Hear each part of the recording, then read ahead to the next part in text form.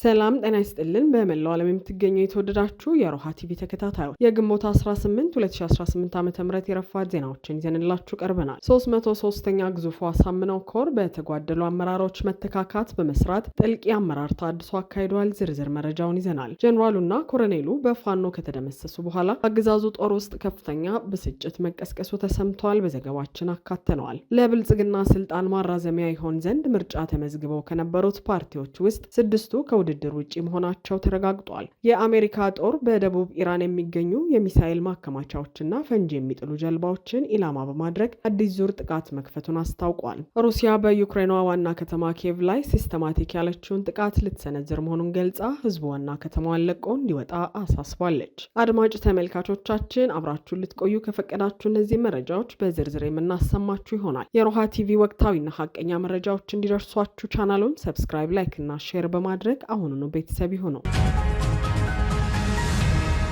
303ኛ ግዙፉ አሳምነው ኮር በተጓደሉ አመራሮች መተካካት በመስራት ጥልቅ የአመራር ተሃድሶ አካሄደ። የአማራ ፋኖ ብሔራዊ ንቅናቄ ወሎ ቤተ አማራ ሚኒሊክ እዝ አካል የሆነው የ303ኛ ግዙፉ አሳምነው ኮር ለ3 ተከታታይ ቀናት ባካሄዱት ጥልቅ ግምገማና ተሃድሶ በተጓደሉ አመራሮች መተካካት በመስራትና በቀጣይ አቅጣጫዊ ዙሪያ በመወያየት ኮሩ ጉባኤውን አጠናቋል። የተጓደሉ አመራሮችን ለመተካት ለቦታው የሚመጥኑትን በጥልቀት በመገምገምና በማውረድ ጊዜውን የዋጁ የአመራር ብቃታቸው የግዳጅና የስራ አፈጻጸማቸው ተመዝኖ ተገቢ አመራር ለተገቢ ቦታ በሚለው በመዘኛ ኮሩን የሚያሻግሩ አመራሮችን ጉባኤው ሰይመዋል። በዚህ ጥልቅ ተሃድሶና ስልጠና እንደ ወርቅ በእሳት ተፈትነው ያለፉ የሚኒሊክ እዝና የአፋብን ከፍተኛ አመራሮች እንዲሁም ኮሎኔሎች ተሳትፈውበታል። በጉባኤው ከሁሉም ክፍለ ጦሮችና ብርጌዶች የተውጣጡ ከሻለቃ አመራሮች በላይ የተሳተፉ ሲሆን በጥልቀት ተሃድሶም የነበሩ ድክመቶችንና ጥንካሬዎችን በስፋት በመገምገምና በነቂስ በማውጣት ድክመቶቹን ለመቅረፍ ጥንካሬዎችን አጠናክሮ ለማስቀጠል የጋራ መግባባት ላይ በመድረስና ተልእኮዎችን በመስጠትና በመቀበል በፍጹም ወንድማማችነት ጉባኤው ተጠናቋል። የ303ኛ ግዙፉ አሳምነው ኮር የአመራር መተካካትና ማደራጀት የተሰራ ሲሆን የኮር ሰብሳቢ አርበኛ ሞላ አዳነ፣ ወታደራዊ አዛዥ አርበኛ ኮማንዶ ብርሃን አሰፋ፣ ፖለቲካ ዘርፍ መምሪያ አርበኛ በሪሁን ደምሌ፣ ዘመቻ መምሪያ አርበኛ አውራሪስ ደረሰ፣ ህዝብ ግንኙነት መምሪያ አርበኛ ቢሆነኝ ቢያበይን፣ አደረጃጀት መምሪያ አርበኛ ጋሻው አበበን ጨምሮ 30 አመራሮችን በኃላፊነት መድበዋል። ጀኔራሉና ኮሎኔሉ በፋኖ ከተደመሰሱ በኋላ በአገዛዙ ጦር ውስጥ ከፍተኛ ብስጭት መቀስቀሱ ተሰማ። በአንሻ ሰይድ እዝ ተዋጊዎች በተፈጸመ የደፈጣ ጥቃት የማዕከላዊ እዝ አዛዥና ከፍተኛ ወታደራዊ መኮንን ተደምስሰዋል። በቢዛሞ ቀጠና በአንሻ ሰይድ እዝ ስር በሚንቀሳቀሱ ተዋጊዎች በተሰላ የደፈጣ ጥቃት የአገዛዙ የማዕከላዊ እዝ አዛዥ የሆኑት ጀኔራል ዘውዱ በላይ ክፉኛ የተበሳጩበትና ሽንፈት ጽዋን የተጎናጩበት ታላቅ ኦፕሬሽን ተካሂዷል። በዚሁ መብረቃዊ ጥቃት የማዕከላዊ እዝ ምክትል አዛዥ የነበሩት ብርጋዴር ጀኔራል ስናቀ አይተነው መንግስቴ እንዲሁም ሌላ ከፍተኛ አመራር የሆኑ ሙሉ ኮሎኔል በጀግኖቹ ፋኖች እስከ ወዲያኛው ተሸኝተዋል። በመስከረም 10 2018 ዓ.ም የማዕረግ እድገት ከተሰጣቸው የአገዛዙ ወንበር ጠባቂዎች መካከል አንዱ የነበሩት ብርጋዴር ጀኔራል አስናቀ አይተነው በጠላት ዘንድ ትልቅ የውጊያ አቅም እንደሆኑ ይታመንባቸው የነበረ መሪ ነበሩ። ይሁን እንጂ የፋኖ አበጀ ጥበቡ ክፍለ ጦር በአርፒጂ እና በብሬን በመታገዝ በፈጸመው የተቀናጀ ጥቃት የጀኔራሉን ሙሉ ኮንቮይ ከነሙሉ ኃይሉ በማቃጠል ደማቅ ታሪክ ሊጽፍ ችሏል። ጀኔራሉ የአማራን ህዝብ መጨፍጨፍ ያገኘው የኮከብ ድርድርና የስልጣን ክብር ከሞት ሊያድነው አልቻለም። በዚህ ሽንፈት ክፉኛ የተበሳጩት ጀኔራል ዘውዱ በላይ የማዕከላዊ እዝ አዛዥ በቀልን ዓላማ ያደረገ የማጥቃት ትዕዛዝ በማስተላለፍ ንጹሐን መንደሮችን በመድፍ ለመደብደብና ህዝብን ለማሸበር እየተንቀሳቀሱ መሆኑ ታውቋል። የአማራን ህዝብ መጨፍጨፍ የከፍተኛ ወታደራዊ ማዕረግን የተጎናጸፉት የስርዓቱ መሪዎች የፋኖን የጽናት ክንድ መቋቋም አቅቷቸው በሽንፈት እየተንገዳገዱ ይገኛሉ። የአንሻ ሰይድ እዝ ተዋጊዎች አገዛዙ በንጹሐን ላይ የሚፈጸመውን የበቀል እርምጃ በመመከት የህዝብን ደህንነት ለማስጠበቅ በተጠንቀቅ ላይ መሆናቸውን የደረሰን መረጃ ያመለክታል። ለብልጽግና ስልጣን ማራዘሚያ ይሆን ዘንድ ምርጫ ተመዝግበው ከነበሩት ፓርቲዎች ውስጥ ስድስቱ ከውድድር ውጪ መሆናቸው ተረጋገጠ። ብልጽግና ስልጣኑን ለማራዘም በሚያካሂደው ምርጫ የእጩዎች ምዝገባ አከናውነውና የምርጫ ምልክቶቻቸውን መርጠው ከነበሩት የፖለቲካ ፓርቲዎች መካከል ስድስቱ በተለያዩ ምክንያቶች ከፉክክር ውጪ መደረጋቸውን ኢትዮጵያ ኢንሳይደር ከኢትዮጵያ ብሔራዊ ምርጫ ቦርድ አረጋግጧል። ቦርዱ የድምፅ መስጫ ወረቀቶችን በውጭ ሀገር አሳትሞ ማጠናቀቁን ተከትሎ ዘንድሮ የምርጫ ውድድሩ የሚካሄደው የሚካሄደው በተቀሩት 42 የፖለቲካ ፓርቲዎች መካከል ብቻ እንደሚሆን ታውቋል። ከምርጫው ውድድር ውጪ ከሆኑት ፓርቲዎች መካከል 3ቱ መሰረታቸውን በትግራይ ክልል ያደረጉ ሲሆን እነርሱ በትግራይ ክልል ምርጫ ባለመካሄዱ ምክንያት ከውድድር የወጡት ዲሞክራሲያዊ ስምረት ትግራይ፣ ትንሳኤ ሰብአ እንደርታና ትንሳኤ ስርዓት ቃንጪ ሀቂ ፓርቲዎች ናቸው። የተቀሩት 3 ፓርቲዎች ደግሞ በአመራሮች የውስጥ ክፍፍልና በፍርድ ቤት ክርክር ሳቢያ እጩዎች የተሰረዙበት የኢትዮጵያ ሶሻል ዴሞክራሲያዊ ፓርቲ፣ በበጀት ኦዲት ሪፖርት መዘግየት ምክንያት ምዝገባው ሳይሳካ የቀረው የሲዳማ ፌዴራሊስት ፓርቲ እንዲሁም ምክንያቱን በውል አላውቀውም ባለው ሁኔታ ከምርጫው የተሰረዘውና ቦርዱን የሚወቅሰው የጋምቤላ ህዝቦች ነጻነት ንቅናቄ መሆናቸው ታውቋል። ሆኖም በዚህ ምርጫ ለመሳተፍ ጓጉቶ የነበረው ስምረት ፓርቲ ከምርጫ ውጪ መሆኑ ተገልጿል።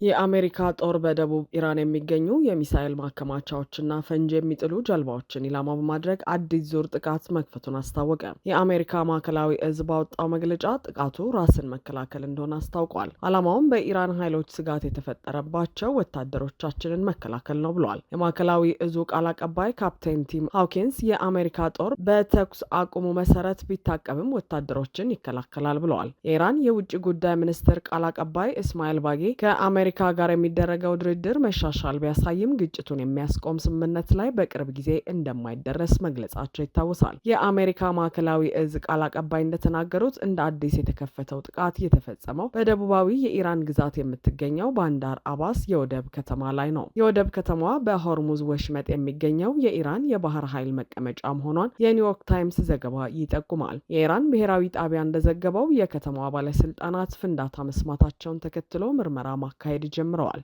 ኢራን ከአሜሪካ ለተከፈተባት ጥቃት እስካሁን ምላሽ አልሰጠችም። የአሁኑ ጥቃት በሁለቱ ሀገራት የሰላም ድርድር ላይ ምን ጫና እንደሚያሳድርም ግልጽ አይደለም። ጥቃቱን ተከትለው የአሜሪካ የውጭ ጉዳይ ሚኒስትር ማርኮ ሩቢዮ አሁንም ቢሆን ስምምነት ላይ መድረስ ይቻላል ብለዋል። ትናንት የኢራን ከፍተኛ ባለስልጣናት ከኳታር ጠቅላይ ሚኒስትር ጋር ውይይት አድርገዋል። በተያያዘ መረጃ አሜሪካ ከኢራን ጋር ከስምምነት ለመድረስ መቃረቧን እየገለጹ ያሉት ፕሬዚዳንት ዶናልድ ትራምፕ ከዚህ በፊት ግን ዋነኞቹ ሙስሊም ሀገራት ከእስራኤል ጋር የአብርሃም ስምምነትን እንዲፈርሙ ጥሪ አቅርበዋል። ድርድሩ በጥሩ ሁኔታ እየተካሄደ ነው ያሉት ፕሬዚዳንቱ ከኢራን የሚካሄደውን ጦርነት የሚያስቆመው ስምምነት ከመፈረሙ በፊት ብዙሃኑ ህዝባቸው ሙስሊም የሆኑ 6 ሀገራት ከእስራኤል ጋር ያላቸውን ግንኙነት የሚያሻሽለውን ስምምነት መፈረም እንዳለባቸው አስታውቀዋል። ፕሬዚዳንት ትራምፕ ከኢራን ጋር የሚደረገውን ስምምነት ከ6 ዓመት በፊት ዩናይትድ አረብ ኤምሬትስ እና ባህሬን በማስከተልም ሞሮኮና ሱዳን ከእስራኤል ጋር ከተፈራረሙት የአብርሃም ስምምነት ጋር አስተሳስረው እያቀረቡት ነው። ከበርካታ ሙስሊምና አረብ ሀገራት መሪዎች ጋር መነጋገራቸውን በማህበራዊ ሚዲያ ላይ የጠቀሱት ትራምፕ ውስብስቡን ስራ አሜሪካ መስራቷን በመግለጽ በተከታይነት እነዚህ ሀገራት በሙሉ ቢያንስ የአብርሃም ስምምነትን መፈረም ይጠበቅባቸዋል ብለዋል። ከእነዚህ መካከል ሳውዲ አረቢያ፣ ኳታር፣ ፓኪስታን፣ ቱርክ፣ ግብጽና ዮርዳኖስን በመጥቀስ ስምምነቱን እንዲፈርሙ እንደሚፈልጉ አስታውቀዋል። ነገር ግን ግብጽና ዮርዳኖስ ከእስራኤል ጋር ግንኙነት ያላቸው ሆነው ሳለ ለምን እንደጠቀሷቸው ግልጽ አይደለም። እስራኤል ከቱርክ ጋር ለረጅም ጊዜ የቆየ የሻከረ ግንኙነት ያላት ሲሆን የጋዛውን ጦርነት ተከትሎ የበለጠ ተቃቅረዋል። የተጠቀሱት ሀገራት የአብርሃም ስምምነትን የሚፈርሙ ከሆነ እስራኤል አብዛኛዎቹ አረብና ሙስሊም ሀገራት ጋር ያላትን ግንኙነት በከፍተኛ ሁኔታ የሚያሻሽል ነው።